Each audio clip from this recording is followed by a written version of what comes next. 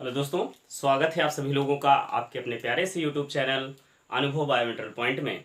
आज इस वीडियो में हम बात करेंगे डिसीज़ क्या होती हैं। जितनी भी डिसीजेज होती हैं उनको यहाँ पर क्लासीफाई किया गया है, आपको इंट्रोड्यूस कराया जाएगा सारी डिसीज़ के बारे में। कौन सी डिसीज़ हमारी जो है कौन सी कैटेगरी की होती है और किससे किससे जो है फैलती हैं, कौन सी नहीं फैलती हैं, इन सारी डिसीज़ के बारे में हम यहाँ पर बात करने वाले हैं। तो चलिए वीडियो को स्टार्ट करते हैं।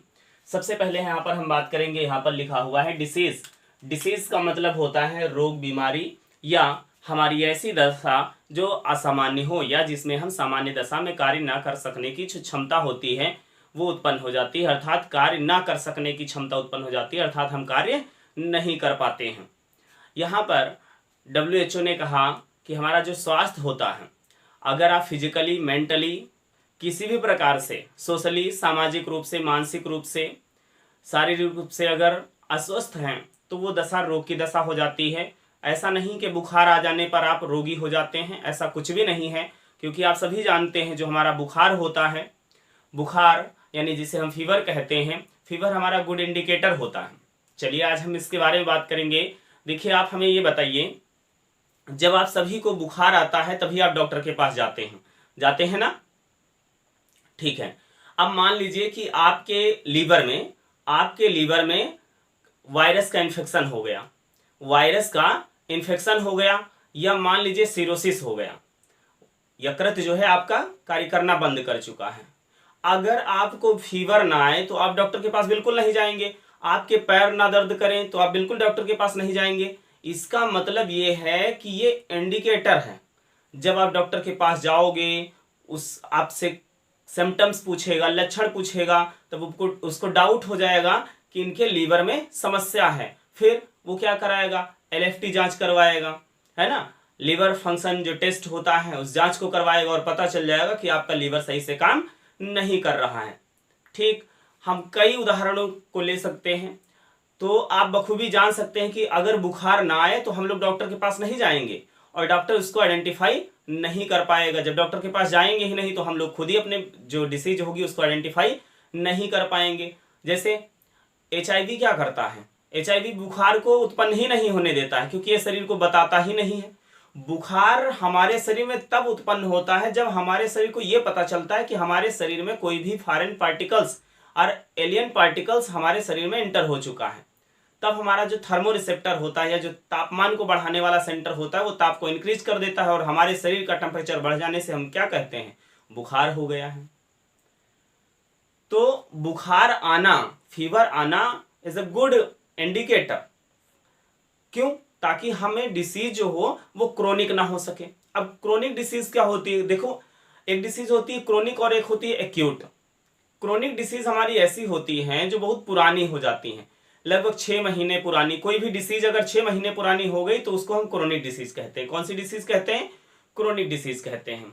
जैसे आप यहां पर देख सकते हैं कि जैसे कैंसर है, कैंसर हमारा क्रोनिक डिसीज होता है, काफी समय लग जाता है।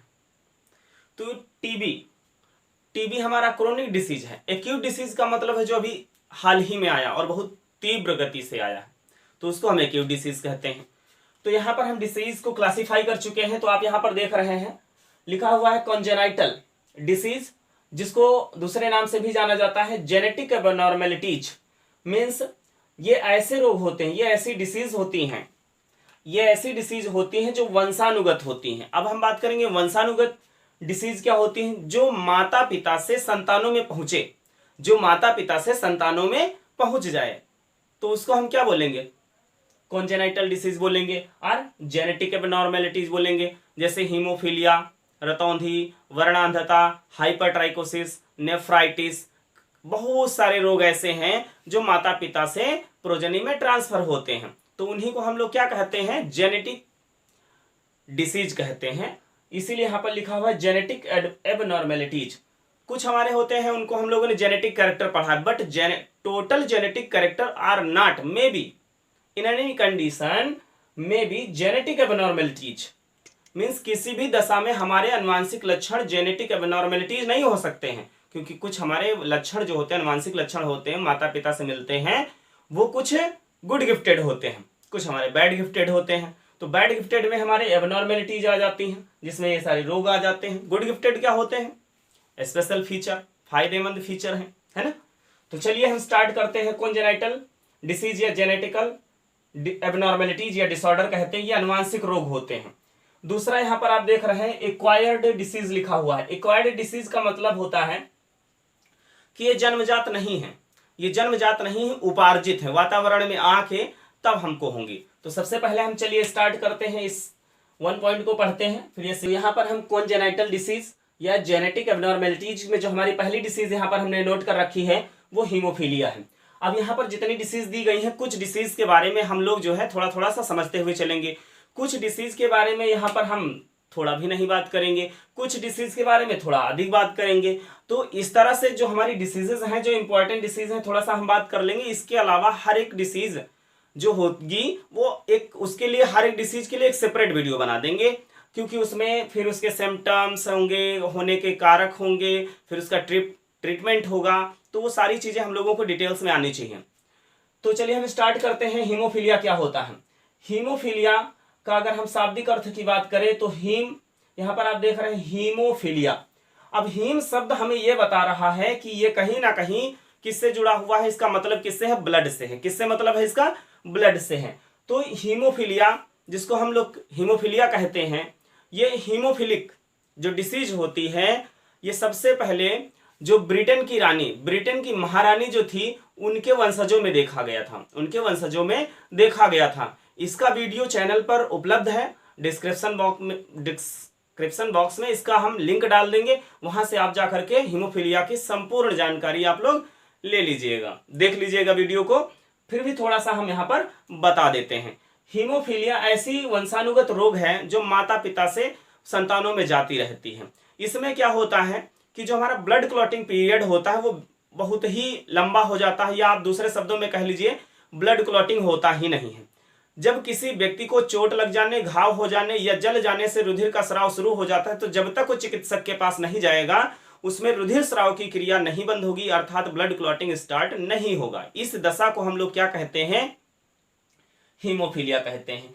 इसके बाद में हम दूसरा यहाँ पर देख रहे हैं कलर ब्लाइंडनेस लिखा हुआ है। कलर का मतलब होता है रंग, ब्लाइंड का मतलब होता है अंधा, और नेस का मतलब होता है पन या गुण।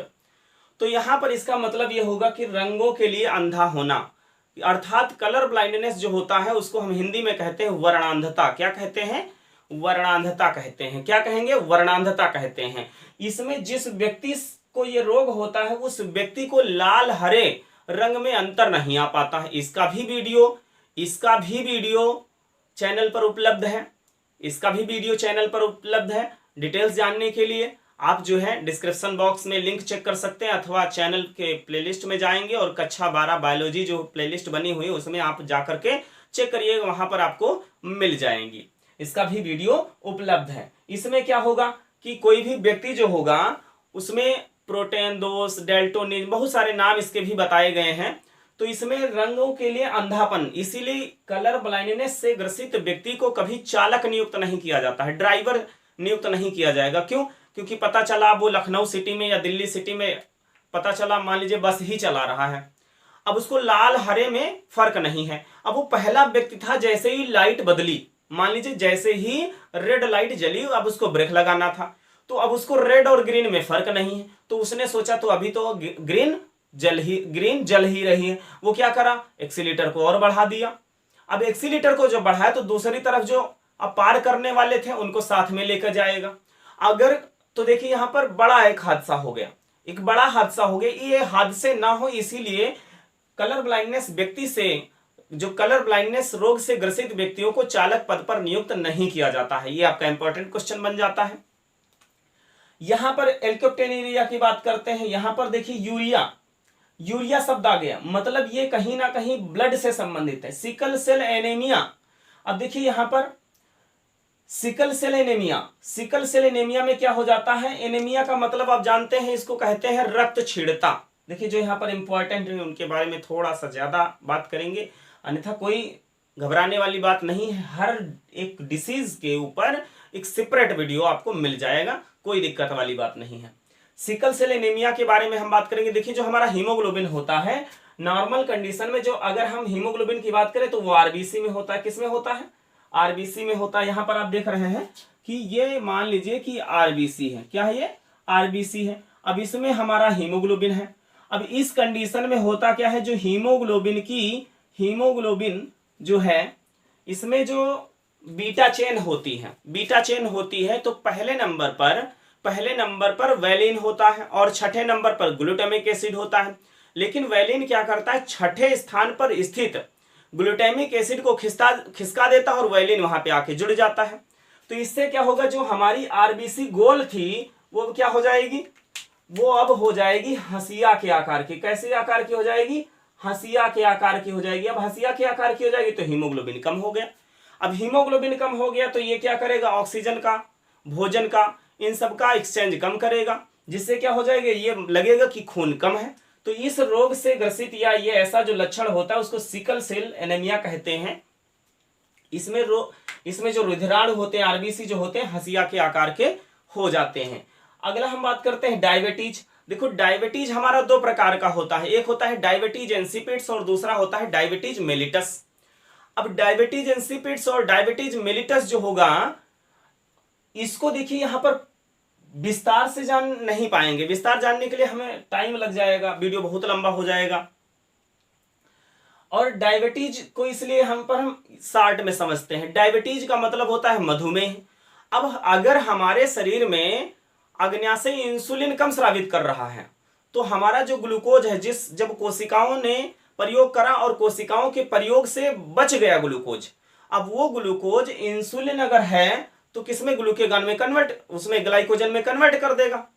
लेकिन अगर इंसुलिन नहीं है या इंसुलिन कम है तो हमारा बचा हुआ ग्लूकोज जो है, जिसको कोशिकाओं ने उपयोग नहीं कर पाया, वो ग्लाइकोजन में कन्वर्ट नहीं होगा।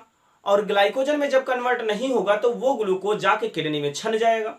अब देखो क्या होगा, यहां पर यूरिन का कंसंट्रेशन हाई हो गया, ग्लूकोज की कमी हो गई, शरीर कमजोर हो जाएगा, फिर तुरंत भूख लग जाएगी। क्यों? क्योंकि जो भोजन अभी शरीर में ग्लाइकोजन फॉर्म में बचना चाहिए था वो बचा ही नहीं। शरीर की कोशिकाएं थोड़ी देर के बाद में फिर से माइंड के पास कहेंगी भूख केंद्र को एक्टिव कराओ भाई, हमें भोजन करना है, क्योंकि हमारे पास में ग्लूकोज नहीं है। माइंड मजबूरी में क्या कराएगा, भूख उत्पन्न करा देगा। इसीलिए जो मधुमेह से ग्रसित व्यक्ति होते हैं वो भोजन को बहुत जल्दी जल्दी करते हैं, यूरिन बहुत जल्दी जल्दी त्यागते हैं, यूरिन की क्वांटिटी मोर होती है देन नॉर्मल।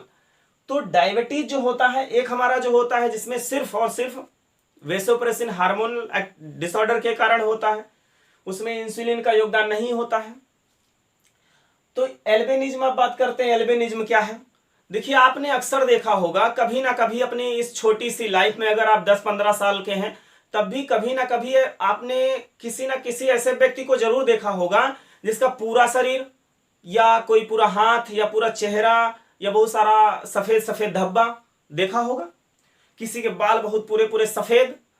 तो अगर कोई ऐसा व्यक्ति जिसके शरीर में मेलेनिन का निर्माण ही ना हो, बालों में मेलेनिन का निर्माण ही ना हो, त्वचा में मेलेनिन का निर्माण ही ना हो, त्वचा सफेद हो, रंगहीन हो, बाल उसके सफेद हो, तो इस लक्षण को क्या कहते हैं? एल्बिनिज्म कहते हैं, रंजकहीनता कहते हैं। क्या कहते हैं? रंजकहीनता कहते हैं। अब रंजकहीनता एक बहुत ही गंभीर समस्या है। इसमें क्या हो जाता है, इसको सूरजमुखी रोग भी कहते हैं, इसको सूरजमुखी रोग भी कहते हैं। क्यों? क्योंकि जब ये सूरज की प्रकाश की किरणें किसी एल्बिनिज्म से ग्रसित व्यक्ति पर पड़ती तो उसकी त्वचा फटने लगती है, उसकी त्वचा फटने लगती है, असहनीय होती है। तो इसीलिए उसको सजेस्ट किया जाता है कि जो आप कह सकते हैं कि गेम धूप में ना खेलें या जो कार्य हो वो धूप में ना करें। आपको कहीं बाहर जाना है तो गोल वाली हैट लगा लें और ऐसे कपड़े पहने जिससे बॉडी पूरा ढका हो। तो ये इसके जो है कह सकते हैं बचने के तरीके हैं। तो एल्बिनिज्म क्या होता है? कोई भी ऐसा वंशानुगत लक्षण जो माता पिता से संतानों में आया और उस संतान में मेलेनिन का अभाव हो गया और मेलेनिन के अभाव से उसका त्वचा का रंग हल्का हो जाता है। देखिए इसीलिए हम लोग जो भारत में रह रहे हैं, भारत सब ट्रॉपिकल रीजन में है। यानी जब आप थोड़ा सा, अगर हम मैप की बात करें, थोड़ा सा नीचे जाओगे तो गर्म, थोड़ा सा ऊपर जाओगे जैसे जम्मू कश्मीर चले जाओ तो ठंड। हम लोगों के वहां ना तो ज्यादा गर्मी ना तो ज्यादा ठंडी। तो इसीलिए हम लोगों के शरीर में क्या होता है, ना तो मेलेनिन ज्यादा है और ना ही मेलेनिन कम है, क्योंकि मेलानिन ज्यादा होगा तो भी शरीर में नुकसान, मेलानिन कम होगा तभी शरीर में नुकसान। मेलानिन कम है, रोग प्रतिरोधक क्षमता डाउन हो जाएगी। मेलानिन बहुत ज्यादा है तो कैंसर काज हो जाएगा, त्वचा कैंसर भी हो जाएगा। इसीलिए हम लोग बहुत ही अच्छी जगह पर हैं, हम लोग बहुत अच्छी जगह पर हैं। कभी कभी आप लखनऊ गए होंगे, दिल्ली गए होंगे, तो आपने देखा होगा, आप मुस्कुराइए, आप लखनऊ में हैं, है ना, आप मुस्कुराइए, आप लखनऊ में हैं। तो कहीं ना कहीं हम लोगों को भी जो है खुश रहना चाहिए। हमें इस बात की खुशी है कि हम कहां पर हैं, हम इंडिया में हैं, है ना। और इंडिया में उस जगह पर हैं जहां पर ना तो बहुत ज्यादा ठंडी और ना ही बहुत ज्यादा गर्मी होती है। और दूसरी बात, हमारे पास में ना तो मेलानिन बहुत ज्यादा है और ना ही तो मेलानिन बहुत कम है। देखिए बहुत सारे गोरे गोरे सारे लोग होते हैं, गोरे गोरे से लोग होते हैं, अब वो बड़ा खुश होते हैं।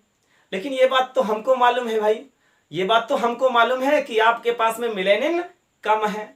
और जो लोग काले हैं उनको खुश होना चाहिए, उनको ये सोचना चाहिए भैया अगर जो सामने वाला गोरा है इसका मतलब वो हमसे एक चीज में कमजोर है। क्यों? क्योंकि उसके पास मेलानिन कम है, हमारे पास मेलानिन ज्यादा है। क्योंकि आपको क्या करना है, अपने मन को हर कंडीशन में, वो स्थिति चाहे दुख की हो या सुख की, स्थिति चाहे दुख की हो या सुख की, दोनों मस्तिष्क की ही सोच है।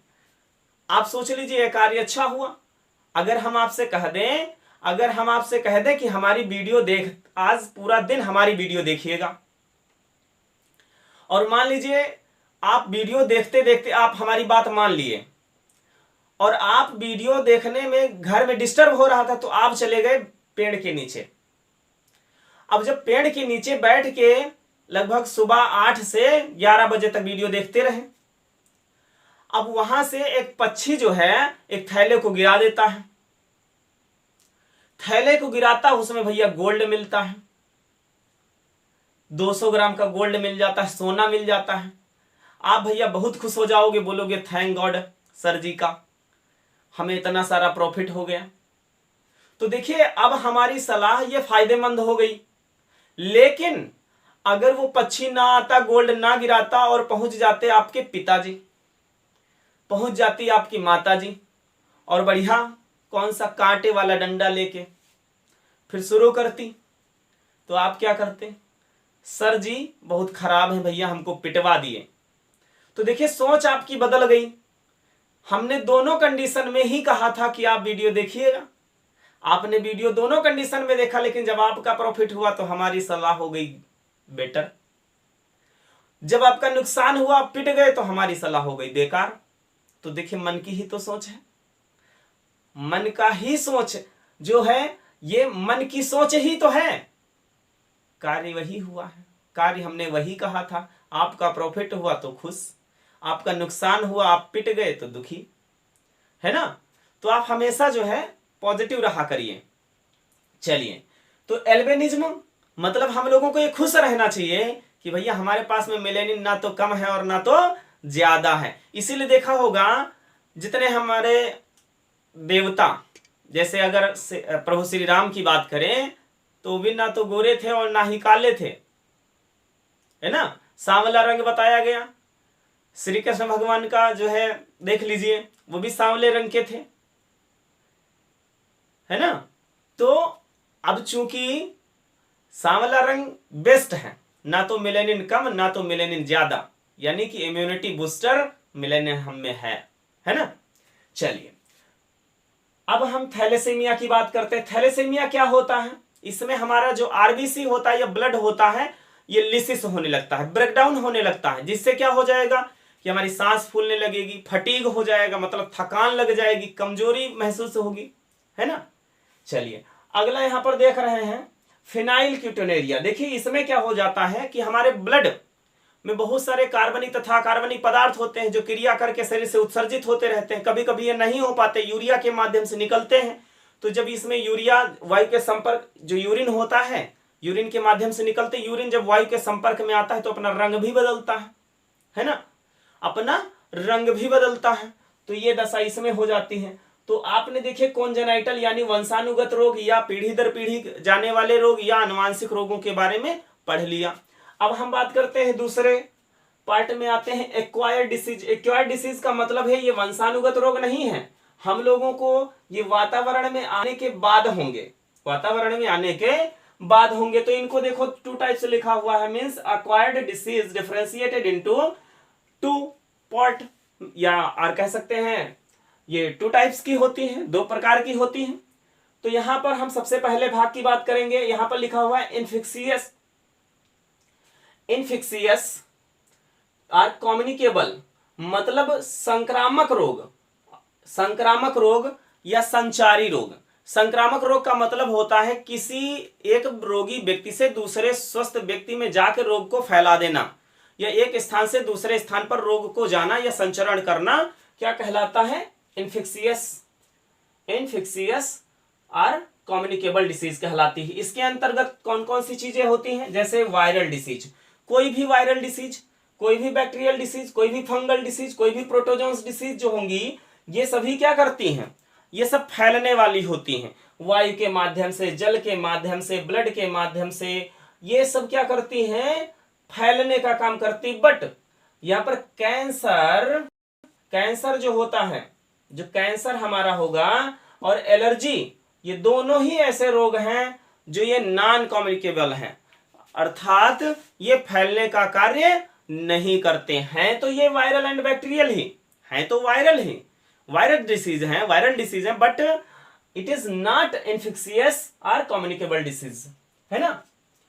अब देखो यहां पर अगर हम बात करें कि वायरस से होने वाले कौन से रोग हैं, जीवाणु से होने वाले कौन से रोग हैं, तो देखो हमारे चैनल पर एक वीडियो पड़ी हुई है जिसमें हमने ये बताया है कि जीवाणुओं से होने वाले रोग की एक ट्रिक है और विषाणुओं से होने वाले रोग की एक ट्रिक हमने बना रखी है।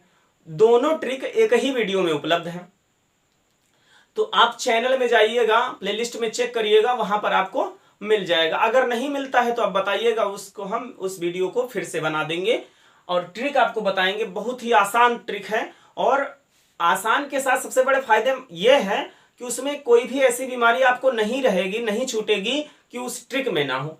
उससे फायदा यह होगा, ट्रिक एक बार रट लिए तो जीवाणु और विषाणु में अक्सर कंफ्यूजन रहता, कंफ्यूजन नहीं रहेगा, है ना, ये इसका प्रॉफिट रहता है। तो चलिए आगे हम बात करते हैं। यहां पर लिखा हुआ है नॉन इन्फेक्शियस और नॉन कम्युनिकेबल, कहने का मतलब है ऐसे वो रोग इसमें हमें पढ़ना है जो फैलने का काम नहीं करते हैं, या ये संचारी रोग नहीं है, या कह सकते हैं दूसरे किसी अन्य कारकों के माध्यम से नहीं फैलते हैं। तो लिखा हुआ है दीज आर मेनी टाइप्स। तो यहां पर आप देख रहे हैं, यहां से हम लोग पढ़ लेते हैं। जैसे यहां पर लिखा हुआ है कि न्यूट्रिशनल, न्यूट्रिशनल डिफिशियंसी डिसीज। अब देखो हमने कहा था ना तो ये बैक्टीरिया से होंगे ना तो वायरस से होंगे। यहां पर कुछ रोग न्यूट्रिशनल डिफिशियंसी से हो रहे हैं, कुछ डिजेनरेटिव डिसीज हैं, और कैंसर, एलर्जी, एडिक्शन, और यहां पर लिखा हुआ है पॉल्यूशन से भी डिसीज होती है। तो सबसे पहले हम बात करेंगे न्यूट्रिशनल डिफिशियंसी डिसीज, मतलब हम जो भोजन करते हैं, जो बैलेंस डाइट लेते हैं, या बैलेंस डाइट जो लेना चाहिए। बैलेंस डाइट का मतलब होता है भोजन, ऐसा भोजन जिसमें शरीर के लिए आवश्यक सभी भोज्य पदार्थ या पोषक पदार्थ उपलब्ध हों एक संतुलित मात्रा में, उसको कहते हैं बैलेंस डाइट, अर्थात संतुलित आहार। तो न्यूट्रिशनल डिफिशियंसी डिसीज जो होंगी, अगर हम ऐसा भोजन कर रहे हैं जिसमें किसी चीज की कमी, किसी विटामिन की कमी, किसी मिनरल्स की कमी, किसी पोषक तत्व की कमी लगातार हो रही है, तो उससे हमें क्या उत्पन्न हो जाता है? डिसीज उत्पन्न हो जाती है, और वो डिसीज कहलाएगी न्यूट्रिशनल डिफिशियंसी डिसीज। जैसे स्कर्वी, स्कर्वी हमारी न्यूट्रिशनल डिफिशियंसी डिसीज है। बेरी हमारा न्यूट्रिशनल डिफिशियंसी डिसीज है। नाइट ब्लाइंडनेस, नाइट ब्लाइंडनेस हमारी न्यूट्रिशनल डिफिशियंसी डिसीज है। नाइट ब्लाइंडनेस का मतलब होता है रतौंधी, विटामिन ए की कमी से होता है। उसके बाद में डिजेनरेटिव डिसीज, डिजेनरेटिव डिसीज का मतलब यह होता है कि हमारे शरीर में कोई चीज बन गई, अब धीरे धीरे वो क्षय हो रही है, क्षरण हो रहा है, बिगड़ रही है, तो उसको हम बोलते हैं डिजेनरेटिव। जैसे हड्डियों में भंगुरता आ जाए, हड्डियों के बीच गड़बड़ी हो जाए, तो उसको डिजेनरेटिव बोलते हैं। जैसे आंख का मोतिया बिंदु, यहां पर आप देख सकते हैं, जैसे कैटरैक्ट, जिसको हम मोतिया बिंदु कहते हैं। पहले हमारी आंख अच्छी होती है, फिर धीरे धीरे धीरे धीरे आंख में गड़बड़ी होकर हम लोगों को दिखाई देना बंद हो जाता है। आर्थराइटिस, जिसको गठिया रोग भी कहते हैं, इसमें क्या होता है, कभी कभी हड्डियों के बीच की जो जगह होती है, दो जॉइंट्स के बीच की जो जगह होती है वो कम हो जाती है, तो उसमें सूजन आ जाती है, दर्द भी होता है। हार्ट ब्लॉक, हार्ट ब्लॉक, इसमें क्या हो जाएगा कि हार्ट में कोई टिश्यू, जैसे रियोमेटिक हार्ट डिसीज, इसमें वाल्व में, रियोमेटिक हार्ट डिसीज में क्या हो जाता है, इसमें वाल्व में लीकेज हो जाती है और जिससे ब्लड जो होता है अनियमित अर्थात लगातार बहता रहता है, उसको जब रुकना चाहिए तब भी बहता रहता है। इसीलिए कभी कभी पूछा जाता है कि जो हृदय से जो रुधिर की आवाज आती है, हृदय की गति की जो आवाज होती है, तो एक आवाज आती है मरमराने की, उसको कहते हैं मरमराने की आवाज। मरमराने की आवाज उस व्यक्ति से आएंगी जिसमें रियोमेटिक हार्ट डिसीज होगा, क्योंकि उसके जो वाल्व होंगे वो पंक्चर है, कट गए, इन्फेक्टेड हो गए, तो वो लीकेज रहेगा तो रुधिर गिरा करता है झरने जैसा, तो वही से आवाज आती है मरमराने की आवाज। ठीक है। अब angina, angina Pictoris, angina Pictoris का मतलब होता है जब कंधे में दर्द हो जाए। क्यों? क्योंकि यहाँ पर जो हार्ट से आने वाला जो ब्लड होता है उसमें ब्लॉकेज हो जाता है, उसमें ब्लॉकेज हो जाएगा तो यहाँ पर देखो अब क्या हुआ भाई, डिजेनरेट हुआ कि नहीं हुआ, डिजेनरेट हुआ, तो इसमें क्या हो जाएगा, दर्द हो जाता है, उसको बोलते हैं एंजाइना पेक्टोरिस। क्या बोलते हैं? एंजाइना पेक्टोरिस भी बोलते हैं। यूरेमिया। इसके बाद में हम बात करते हैं कैंसर। कैंसर आप सभी जानते हैं ये वायरस से होता है। इसके अलावा कुछ अन्य कारणों से भी कैंसर हो जाता है। कैंसर की कहानी थोड़ा सा आप लोगों को सुना देते हैं। कैंसर हमारे शरीर में या किसी भी जीवधारी के शरीर में, किसी भी पौधे के शरीर में, मोस्टली हम जंतु की बात करेंगे और जंतुओं में मनुष्य की बात करेंगे। कभी कभी देखा होगा मनुष्य धूम्रपान नहीं करता, स्मोकिंग नहीं करता, गुटखा नहीं खाता, एल्कोहल नहीं लेता, तभी कैंसर हो जाता है। क्योंकि हर एक मनुष्य में कैंसर काज करने वाला प्रोटीन या कैंसर काज करने वाला जीन, जिसको कहते हैं प्रोटो ऑन्कोजीन्स, प्रोटो ऑन्कोजीन्स पहले से ही मौजूद होता है। ये सुप्तावस्था में होता है। जैसे कुंभकर्ण सोता है, कुंभकर्ण को जगाने के लिए क्या चाहिए? ढोल चाहिए, नगाड़े चाहिए, हाथी चाहिए। तो उसी तरह से ये भी कुंभकर्ण है, सो रहा है, डिस्टर्ब ज्यादा नहीं करोगे तो नहीं जगेगा, कोई दिक्कत नहीं। लेकिन जब डिस्टर्ब हो जाएगा तो कुंभकर्ण क्या करता था? पूरे राज्य का भोजन खा लेता अगर जगता। तो ये भी क्या करता? नुकसान करता है, मतलब अनकंट्रोल्ड सेल डिवीजन करवाएगा। और uncontrolled cell division always takes place is the main cause of cancer. अगर हमारे शरीर में कहीं पर भी अनकंट्रोल्ड सेल डिवीजन होने लगा तो कैंसर ट्यूमर पथरी बनेगा। तो ये प्रोटोऑन्कोजीन सुप्तावस्था में होती है। ये टोबैको के कारण, धूम्रपान के कारण, एल्कोहल के कारण या किसी अन्य यूवी रेज के कारण अगर प्रोटोऑन्कोजीन एक्टिव फॉर्म में आ गया तो ये अनकंट्रोल्ड सेल डिवीजन कराएगा। और अनकंट्रोल्ड सेल डिवीजन कराने से कैंसर होता है, ट्यूमर होता है, पथरी होता है। बात करते हैं कैंसर होता कैसे, ट्यूमर होता कैसे। तो देखो ये एक सेल है, अब इस एक सेल में बड़ी तेजी के साथ में अगर 4 सेल बन जाए तो हमने 4 सेल को ऐसे बना लिया।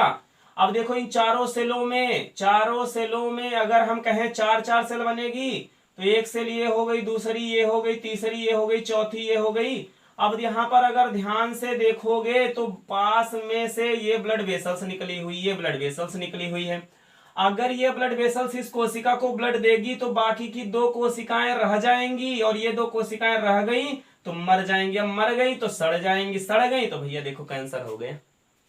यही जहर बनाएगा। बात समझ में आई? जब तक ये सड़ती नहीं है तब तक जो है कैंसर की लास्ट स्टेज नहीं होती है। कैंसर का केमोथेरेपी के द्वारा ट्रीटमेंट भी किया जाता है। अब देखिए हम बात करेंगे एलर्जी। एलर्जी की परिभाषा क्या होती, किसको कहते हैं एलर्जी? देखिए एलर्जी एक इतना भयानक रोग है, ये इतना भयानक रोग है कि एक व्यक्ति से दूसरे व्यक्ति को भी एलर्जी हो जाती है। कभी कभी लोग कहते हैं ना कि हमको तुमसे एलर्जी है, आप मत आइए सामने। मतलब अगर जिस व्यक्ति से एलर्जी है अगर वो सामने आ जाता है तो उसके हाव भाव बदल जाते हैं, उसका मेटाबॉलिज्म रेट चेंज हो जाता है, उसके हार्मोनल एक्टिविटी चेंज हो जाती है, उसका फेस एक्सप्रेशन चेंज होता है। That's a very dangerous allergy.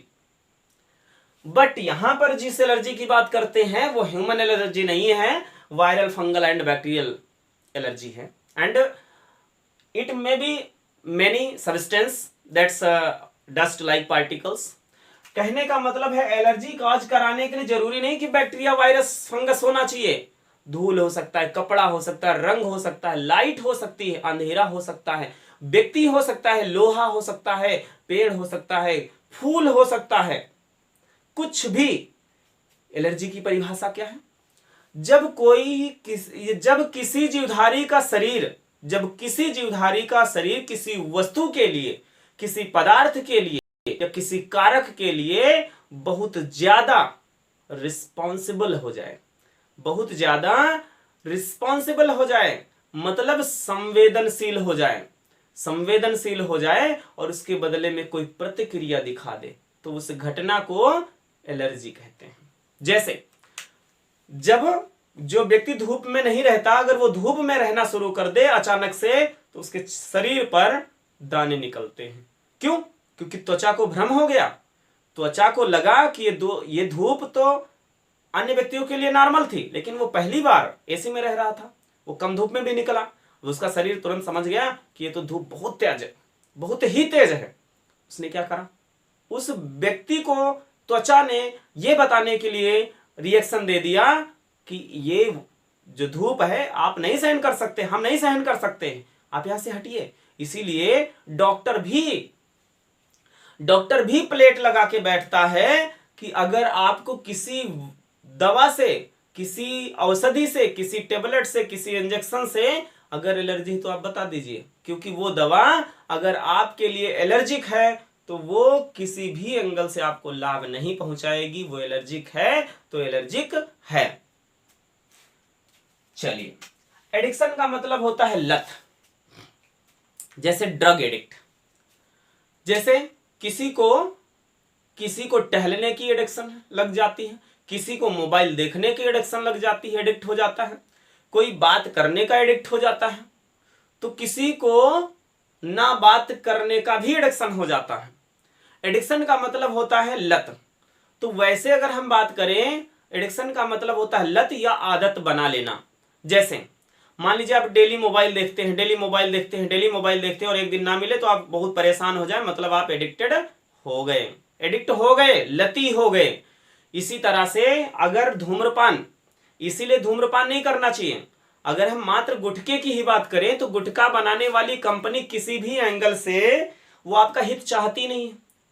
अगर हित चाहती हो तो जितने लोग गुटखा खाते हैं वो महसूस करके देखिएगा, उनके मुंह के जो गलफड़े होंगे वो फटे होंगे, वो कभी मिर्च वाली सब्जी नहीं खाते। क्यों? क्योंकि जो गुटखा खा रहे हैं उनमें कांच के क्रिस्टल हैं। आप सोच रहे होंगे सर अगर कांच के क्रिस्टल होते तो हमें दिख जाते। भैया वो क्रिस्टल दिखेंगे नहीं, वो इतने ही पतले होते हैं कि आपकी एपिथेलियल को काटेंगे ताकि जो निकोटीन है वो ब्लड में मिल जाए और ब्लड को आदी बना ले, आपको आदी बना ले। कंपनी यही चाह रही है और वो कर रही है। इसीलिए देखो हम लोग आदी हो भी जाते हैं।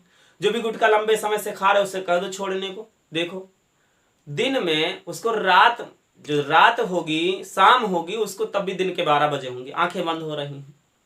वो चाहे मार्फिन ड्रग एडिक्ट हो या किसी भी प्रकार का जो है एल्कोहलिक एडिक्शन हो, गुटखा का एल्केलॉइड हो, कुछ भी अगर एडिक्शन है उसमें तो वो उसकी जो अबनॉर्मेलिटीज दिखेगी।